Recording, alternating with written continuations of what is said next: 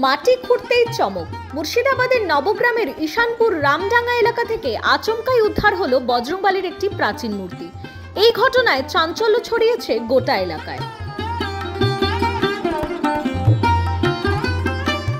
কয়েকজন কিশোর স্থানীয় মাঠে খেলতে এসে লক্ষ্য করে বৃষ্টিতে মাটি সরে গিয়ে গর্তের নিচ থেকে উঁকি দিচ্ছে কিছু একটা।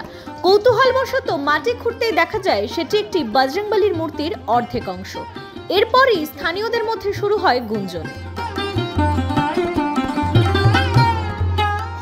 স্থানীয়রা বলছেন, বহু বছর আগে এই এলাকায় একটি ডাক্তারখানা ছিল, যা ব্রিটিশ আমলের। তাদের মতে হয়তো তখনকার রাজরাজাদের আমলে কোনো ধর্মস্থান থেকেই মূর্তিটি এখানে এসেছিল। এই বিষয়ে কি বলছেন স্থানীয়রা শুনে নেওয়া যাক। ঠাকুর উঠেছে সব বললো, হ্যাঁ, দিয়ে ঠাকুরটা দেখে প্রণাম করে আর কি দুধ দিতে গেলাম আর কি। এখানে আগে কি ছিল? এখানে তো সেই আগে রাজাদের সেই হাসপাতাল না কি বলে আর কি, ওটাই আর কি ছিল, চারটে থামের মতন আর কি ছিল। দিয়ে তো ঝড়ে ভেঙে ঠেঙে গেছে। এখানে আর কি ছেলে পেলে সবাই আর কি বসে আর কি। লোকের তো দেখছি ভিড় তো ভালোই জমছে। কি আর চাইবো বলেন, উঠেছে জিনিসটা, জাস্ট দেখতে এলাম আর কি। এটা হাসপাতাল বলতো আর কি আগে, মানে সবাই বলে আর কি হাসপাতাল। ঠিকানা রামডাঙ্গা ঈশানপুর মধ্যবর্তী এলাকা। হ্যাঁ, ঠাকুর যখন উঠেছে সবাইকে মুক্তি করুক, তাই তো। এখানে কি আগে কিছু ছিল?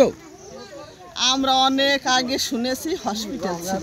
হসপিটাল ছিল, হ্যাঁ, আমরা যখন আমার 42-43 বছরে যে তার আগেই শুনছি, মানে এসেই শুনছি যে আগে ছিল।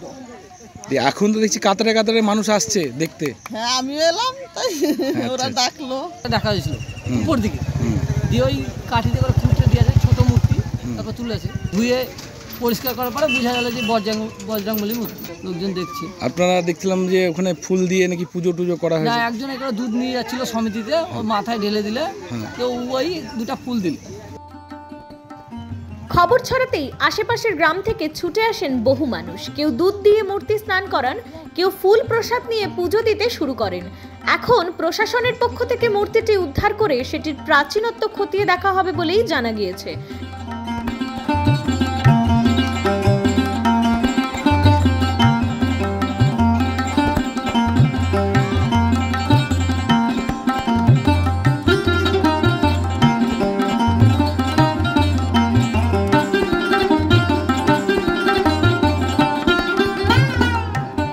Bureau report, news poll Bangla.